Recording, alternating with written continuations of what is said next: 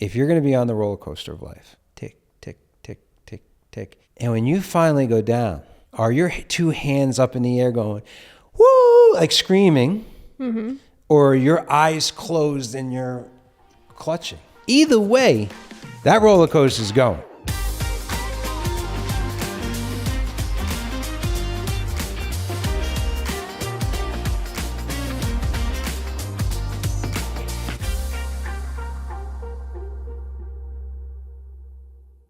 So there's this thing I do when I coach. It's called the health check. It's physical, mental, emotional, and financial health. And so when I get to the mental one, which is like your spiritual health, and it's really your purpose, your relationship with yourself, I make them, whoever I'm coaching, rank or where they're at from 1 to 10. You can't give yourself a 7, right? It's a cop-out. But the reason why I'm bringing this up, I always ask if there's anyone in the room that's at a 5 or below. Because if you're at a 5 or below, if the relationship with yourself, then we got to talk immediately. Because something isn't right. Like if they're in a deep, dark, isolated space with themselves, like I'll almost like stop the class and go talk to them, because that's where I get concerned that they may do something to themselves or that they can't take back. Yeah. And so that's kind of the start to this episode of what we're going to be talking about. So this one isn't necessarily for the faint of heart, but it's something definitely that... a heavy topic. It's heavy. Yeah. It's heavy. And there's an epidemic right now of loneliness. People feel alone. And it isn't necessarily a lonely... You could feel very alone in a room full of people. You could feel very alone in being married and have kids. It manifests in so many different ways. Yeah. You could feel alone with 1 million followers. Very alone.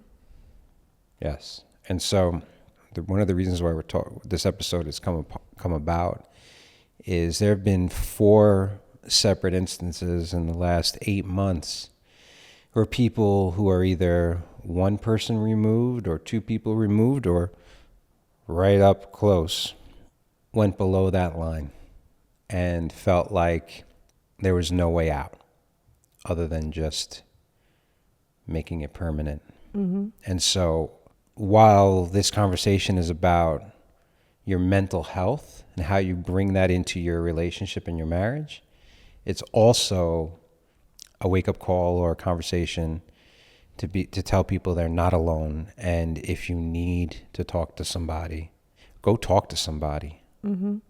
The most recent one, for instance, was a person in our industry who was beloved and put themselves in a position that they felt like they could not get out of. And what's crazy is when this happened, this is probably a gross generalization. It's usually people you think that are really happy. Yeah. I think that there are absolutely signs, but I don't think that there's this stereotypical thing that people have. I mean, even think about the famous people that have done it, some of them are the happiest, or they're the comedians. Like a Robin Williams. Yeah. Yep. And you think like they're happy and they're laughing and they're smiling and they have good energy about them, but they're in a really dark place. And in this situation, this wasn't like, oh, someone passed away and did something and we're just going to say something nice. This was like people genuinely feeling like seen and touched and felt and like heard and like connected to this human. I was like, the saddest thing about this whole thing, other than him no longer being with us, is that he didn't get to experience and truly know how everyone felt about him. Like if he would have got a fraction of that feeling, there's just no way it would have happened. And I feel like that, with the case with our buddy in our group, right?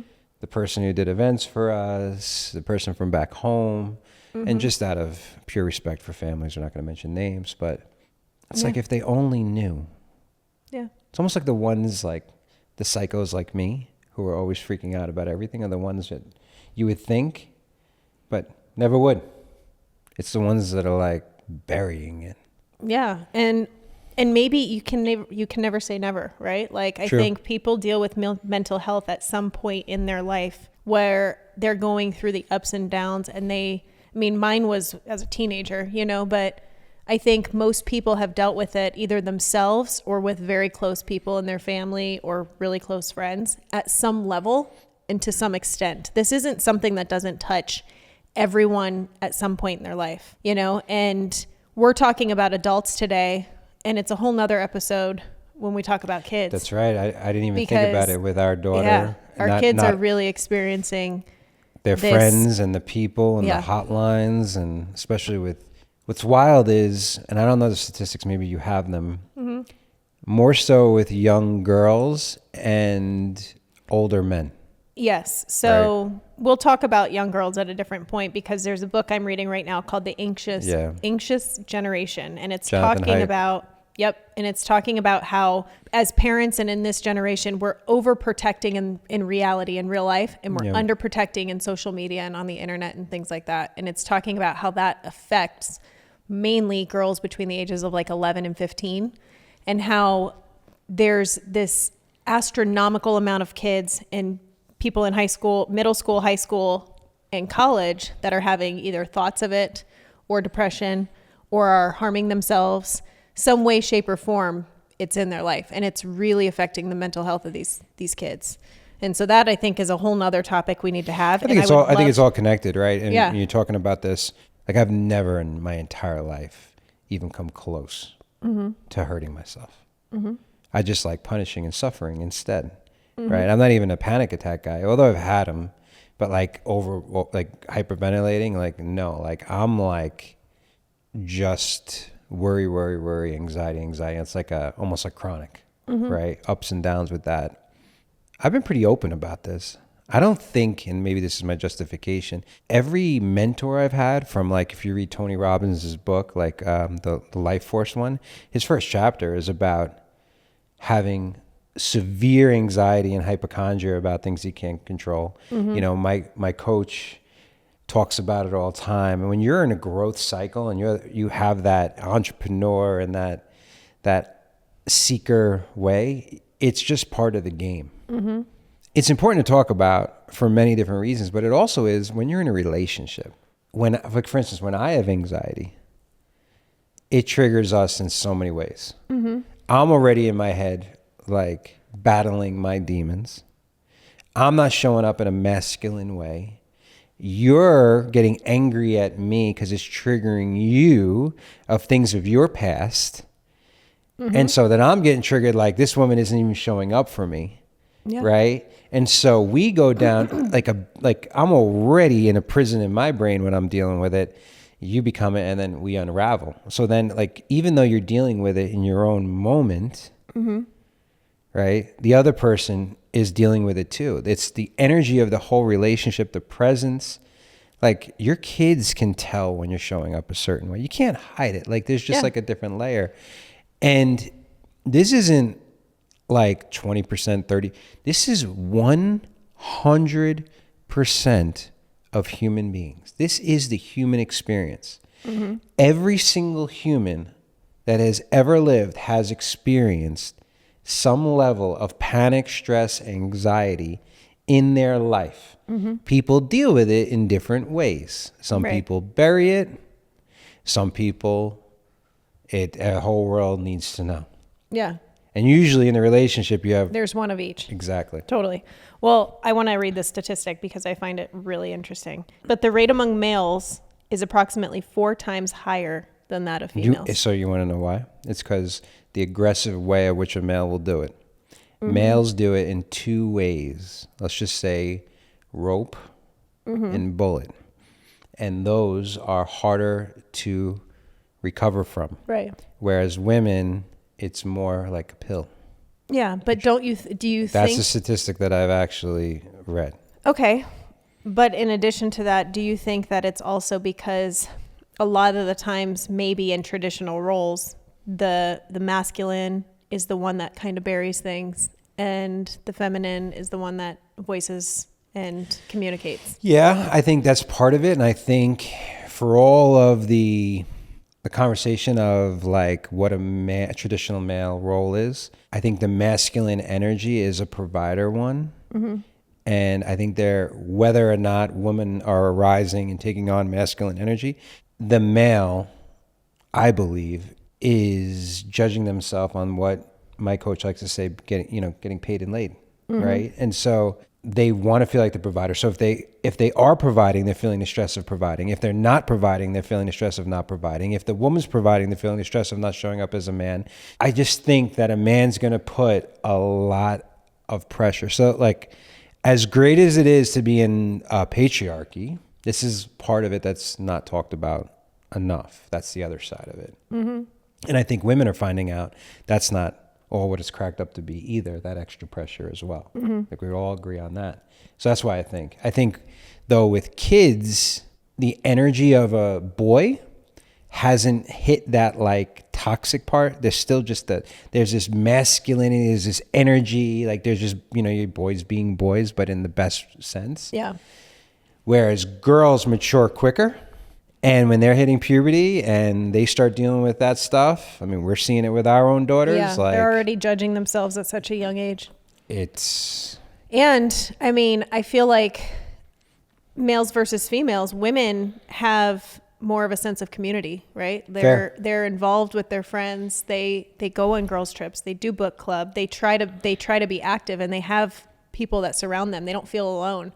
And a lot of men, I think, isolate themselves. Yeah, you girls could go dance at a club and do these girls' trips, and it's great. And males, like, I'm not a big golfer. I don't really drink a lot. Like, that's pretty much a guy's trip. I mean, me and Austin talk about going on like a, retreat that's similar to a feminine retreat, like with cold plunging and, all this stuff. And then another group of males would be like, oh, nice gay guys trip. You know what I mean? Like, that's what we'd be dealing with. Women are much better at community. Yeah. 1,000%. And I think that has something to do with it, because the isolation and the alone factor, I think, is number one. People feel alone. They feel they isolate themselves. They feel isolated. That's one of the biggest reasons why, when we came up with this concept of the 10-year marriage, why it was so important to us, is because we were like, we don't want couples to feel like they're the only ones dealing with these things, that they're the only ones dealing with problems, and that they're having these conversations, these arguments, whatever it may be. Like, it's normal to have those things. Well, women are also more willing to have real conversations with each other, I think. Yeah. That barrier has been broken a lot more. There's also been an overcorrection. I think if you talk too much about it, you start manifesting. I think there's too much therapy. Yeah. There's, but I don't think we've gotten there. There's still like, for lack of a better term, a dick measuring contest with men, and there's still that game. I think people are now, especially men, are finally realizing that being open and being vulnerable and connecting at a deeper level and being truthful is one of the most powerful ways you can show up. It's godly, it's connected to source, it's great energy. But on the flip side, if you're a man and you do too much with that, the woman still, the female energy still wants the man to be the man and not be crying all the time. So you got to find a balance in that game, right? And so there's a balance between burying it. There's been times I've freaked out so much that I can't stop obsessing about it and I can't stop talking about it. And you're like, chill out. And then there's been times I've gone completely internal and you're yelling at me for not talking. And I'm like, finally, I was like, if I talk too much, you don't want to hear it. And if I don't talk enough, you're asking me what's going wrong and I'm not present. So that is one of the difficult things for a grown man to deal with it, because it's just a balance. Yeah.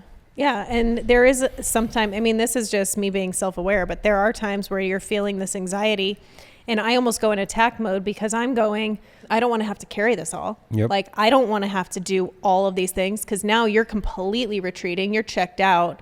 You're not even registering what's happening in our life. And I'm going, I don't want to handle all this by myself. And I'm going, let's snap out of it quickly. And I can see how, in relationships, that dynamic could become really toxic if those people don't end up having the conversation and come to an agreement. Because if it just continues to go, I mean, we would have much bigger issues. Of course. Right? If it just continued and lingered and we just didn't address these things, or we didn't seek out help. And we've been in moments where we're like, all right, we got to go talk to somebody. Yeah. And individually as well, And so. Well, it goes back almost to the attachment styles that we talked about in our first episode. It's not necessarily that you're like anxious or avoidant in a relationship with the other person. You're almost anxious and avoidant in the relationship with yourself. Yeah. So you got to like get secure with yourself to have a secure relationship. Because if you're anxious with yourself, you're going to be anxious with the other person. If you're avoidant with yourself, you're going to be avoidant with the other person. If you exhibit both, then you're this, like I hate to admit, like I can go bipolar with this. I could be like 10 and 1 on the scale. Right. And then that's even more confusing for a lot of people because it's unpredictable. So listen, every single game we talk about, whether it's money, mental health, body, all of it, it all starts with two things. Your relationship with you first.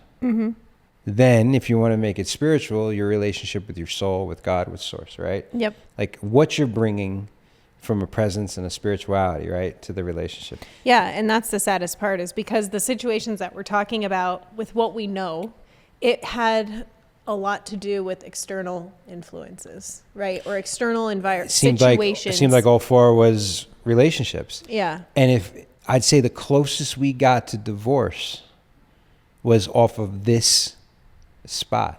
You know, we went to Thailand. As I've gotten older, I've had an issue with traveling, especially to places I don't feel comfortable with. Now, the more I've talked about this, the more I've realized that I'm not the only one. And even you've gotten weirder about flying as you've gotten older, right? You evolve. And so we're taking this flight over the Pacific Ocean. You know, in your brain, you're like, well, I guess we're committed, Yeah. right? Talk about all in. We're going to Southeast Asia, which for me at the time was like the most unknown place I could possibly go. Europe, good to go. Australia, if we went, you know, Southeast Asia was like, I think it's people who never go, shock. they go there in their entire life, Yeah. right? It is a culture shock. And this was before the pandemic. And we're going through customs in all these places, and they're like live birds. And if you think you got bird flu, like it was like, where the hell am I? Then I let this mosquito malaria thing kind of get into my brain before I even got there. So it wasn't that was the issue. It was all of these things kind of stacking upon stacking. When we were in Chiang Mai, I was okay. The minute we got to Phuket, I fell apart. In a normal relationship, I probably could have handled it better. If we had had the kids on the trip, I would have been better. If we would have had other couples on the trip, I would have been better. It's just wild. Like I fly better when you know what I mean? Like this is what happens. And so, yeah, I lost my mind. I felt trapped. And then you, instead of like, and this is where it gets hairy. Do you enable or do you fight? Yep. And you fought. I did.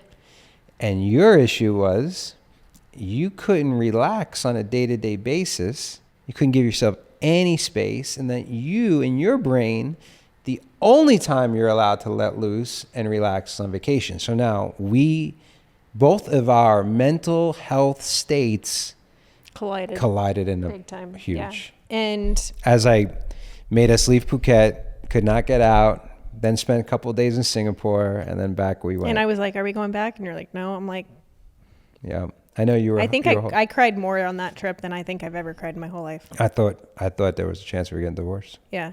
So mental health plays a game. Now, that could have been the self-death of not ourselves, but of our marriage based on mental health. Everything was at stake. Our kids, our business, all of it, because of the way we handle our own mental emotions. Yeah. It's heavy. It's very heavy. And I think that, there's so few people. I come from a place and a background of people that hold a lot in. We have a lot of stoicism. Yeah, but we also have a lot of the internalizers and what's the word? The avoidant mentality as far as conflict resolution. And I think that... You think it's a cultural thing? I think a little bit, yeah. I think a little bit has to do with culture. I think a little bit has to do with pride and ego and like, my life should look like this. And if you're looking into the world of should and it doesn't meet that expectation, you feel less than, you feel unworthy of something. And mental health is such an interesting game because even yesterday I was at the Hoover Dam and I'm looking down and the kids are like, oh my gosh, would you die if you jumped? I'm like, of course you would. It's like, God only knows how many feet. And they're like, no, but if you dove, like you could. And I was like, we're not even going to try it. We're not going to talk about it. But I had a glimpse, like a very small second glimpse of being like, what would it feel like if I stood on this ledge? And not that I have those feelings and I love my life and all these things, and not that it was even like a negative thought or anything, but just the fact that I could let my mind get to that point to where I almost scared myself. Yep. To where I was like, oh my God. Like, and all of a sudden it became real. And I was like, if I stood on this ledge and I took one step, it all ends. Like, it's done. And I'm like, to get to that point mentally, just to get like, and I don't know if we'll ever know unless we talk to people that have actually had these experiences. And I've seen There's interviews. great things people have tried to like jump off thing and survived or shot. But like, is there a moment of regret? Is there like? I think there is in every single time. But it's mental health is so powerful because it's like, I feel very secure. I'm very happy in my life. There's no, I don't have a lot of anxiety. I don't have those things. But just the fact that I could in that one moment have that, like, that'd be interesting. You know what I mean? Imagine if I was in a dark place. Like, every time the girls are like in a bad place mentally, I'm like, listen, it's nothing will last like this forever. And I keep trying to tell them that, like, because when I was a teenager and I was feeling those things, that's what my thought process was. It was, life is never going to be the same and it's never going to get good again. This is the worst. It's going to always be bad. I think it's just important to talk about, like, when we were at those celebrations of life and things, at one of them, mental health was mentioned. The other ones, they weren't. And it's like, this is a conversation that we need to have with our kids, with each other. Yeah, they hide. And sometimes talking about it too much can normalize it too much too, right? With our daughter, like, at the fact that we're having these conversations already with it. And like, half of me is like, I'm glad that they're not head in the sand, but the other half is like sad that we're even having it and that's even an option on the table. But I get what you're saying. Like, when you were talking about looking down at the dam, I'm not a big gun guy. I just happen to accumulate a couple of guns.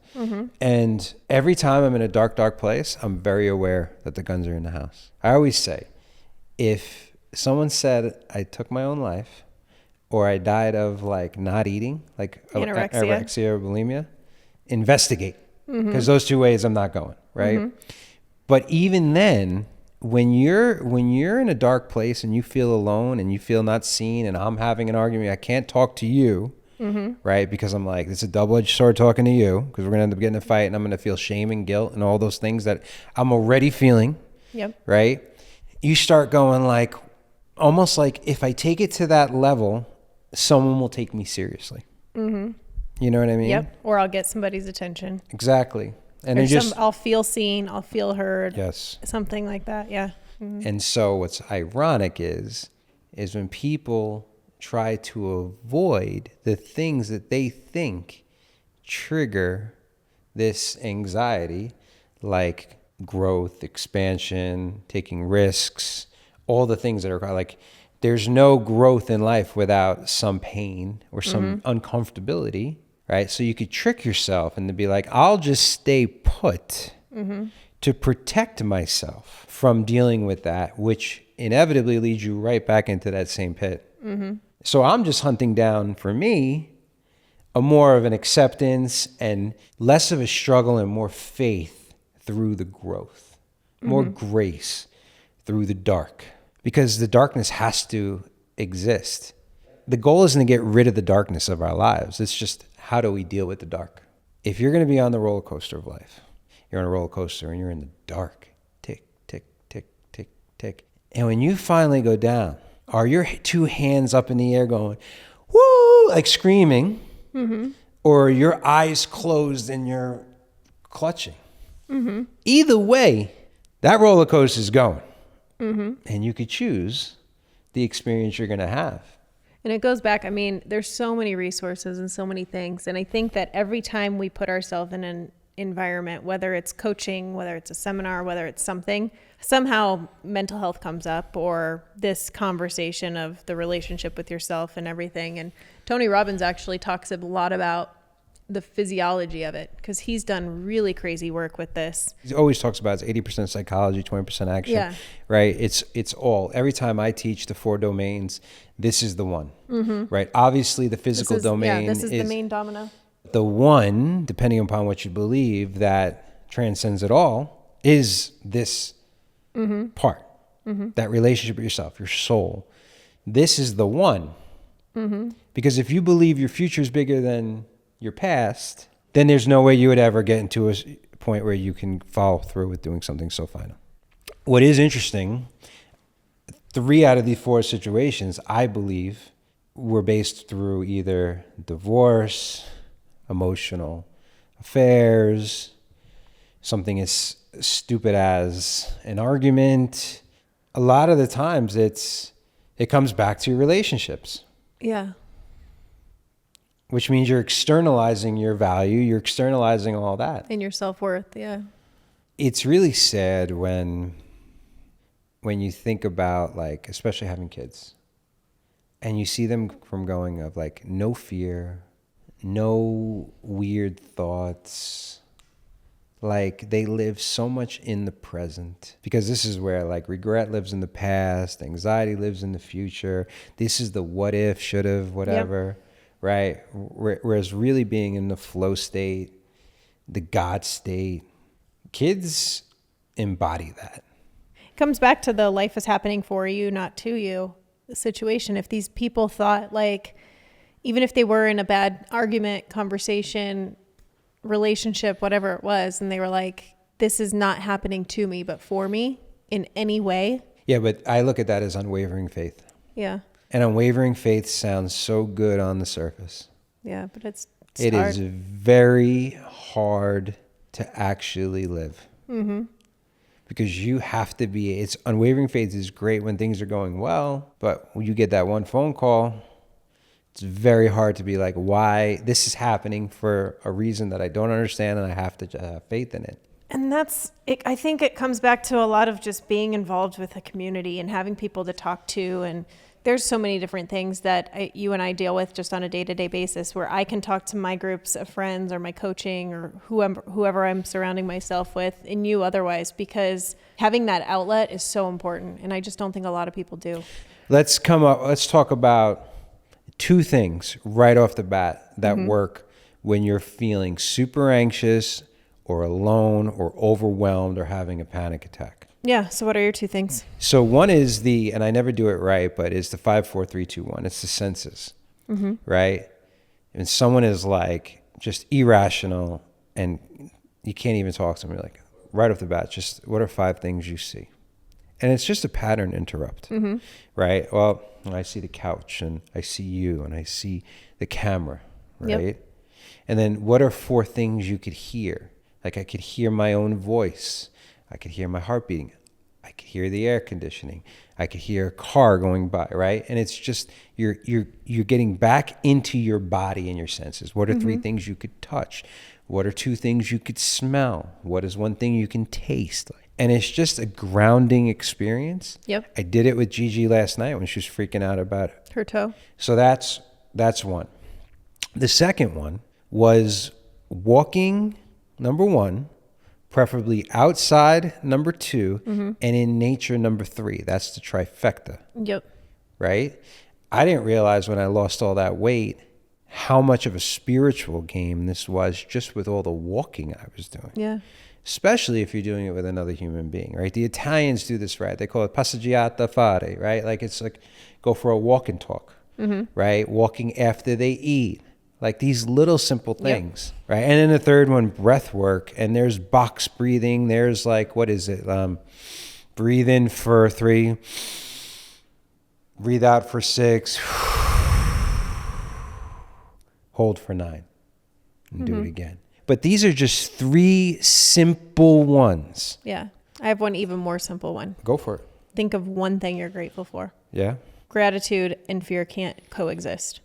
So you think of 1 thing you're grateful for. I mean, I just got in the bed with Gigi this morning and was like looking at her face and I was like, oh my God, I'm so grateful, and that changes everything.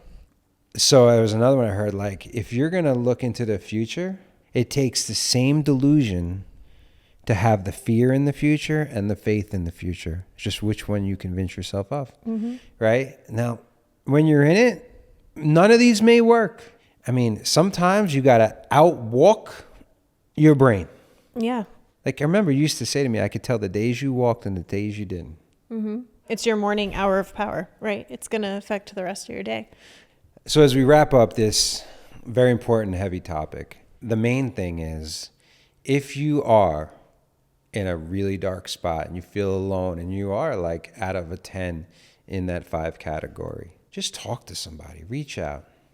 Don't be fearful of being judged. I guarantee you, I promise you, everyone has had feelings like this before.